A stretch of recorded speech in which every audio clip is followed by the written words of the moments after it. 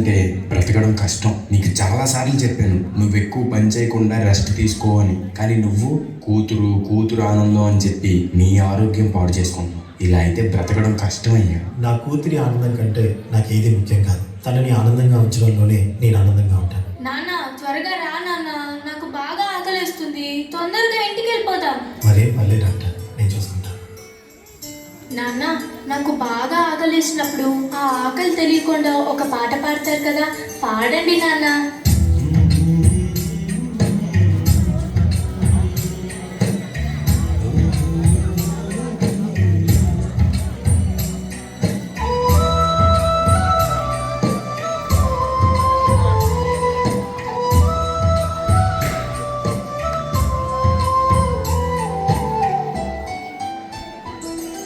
గుమ్మడి గుమ్మడి ఆడిందంటే అమ్మాడి daddy కూతురిలో కురిసే Kuchipudi చిందాడి చిందాడి తుళ్ళిందంటే Chinnadi mummy చూపుల్లో చూడలేడి.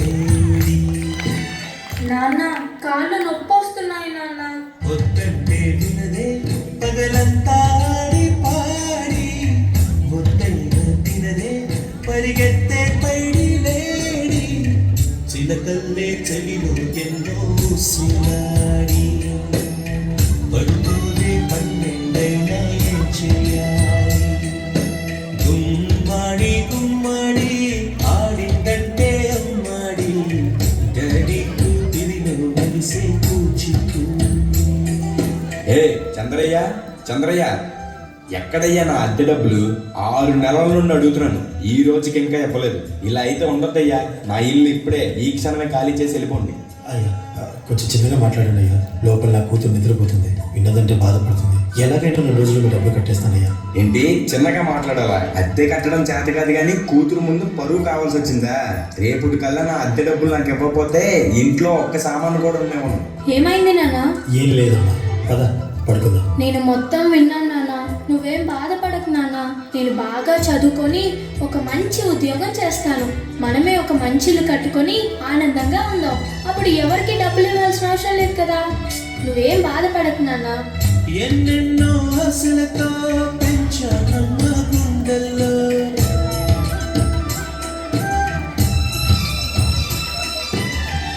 ఎన్నెన్నో ఆశలతో పెంచానమ్మ గుండెల్లో నువ్వే నా కలలన్నీ పెంచలే నీ కన్నుల్లో.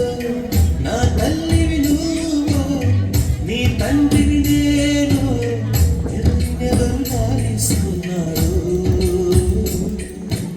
ఏమైంది నాన్న? డాన్స్ చెయ్యి నాన్న.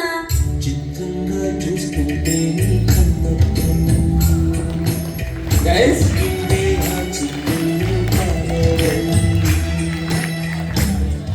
నాన్న రేపు నాకు ఢిల్లీలో ఇంటర్వ్యూ ఉంది.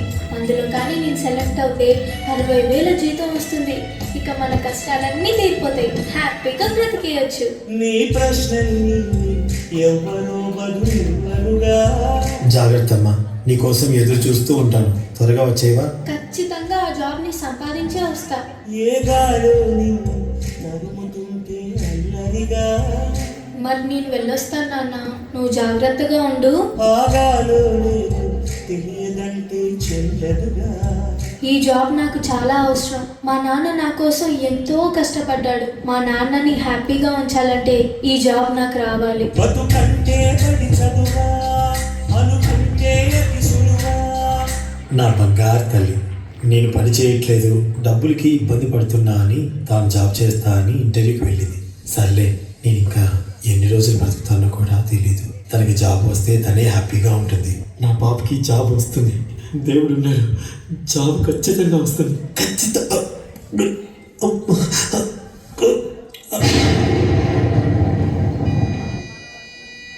పొరపడినా పడినా జాలి పడదే కాలం మనలాగా.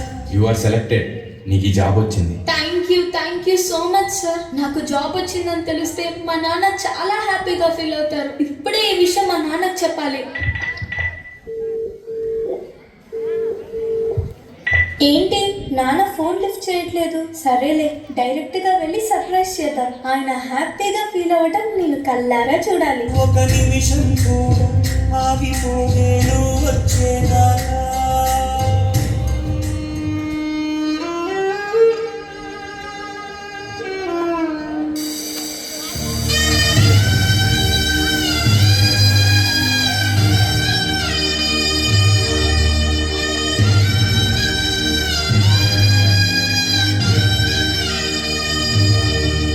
నాన్న లేగు నాన్న, నాకు జాబ్ వచ్చిందన్న, మనం హ్యాపీగా బతికేయచ్చు నాన్న. నాన్న లేగు నాన్న, నాకు భయం వేస్తుంది నాన్న. నాన్న. లేగు నాన్న. నాన్న, ప్లీజ్ నాన్న, లెగిసి చూడు నాన్న. అందులో కానీ నేను సెలెక్ట్ అయితే 60,000 జీతం వస్తుంది. ఇక మన కష్టాలన్నీ తీరిపోతాయి. హ్యాపీగా బ్రతికేయచ్చు. నాన్న లేగు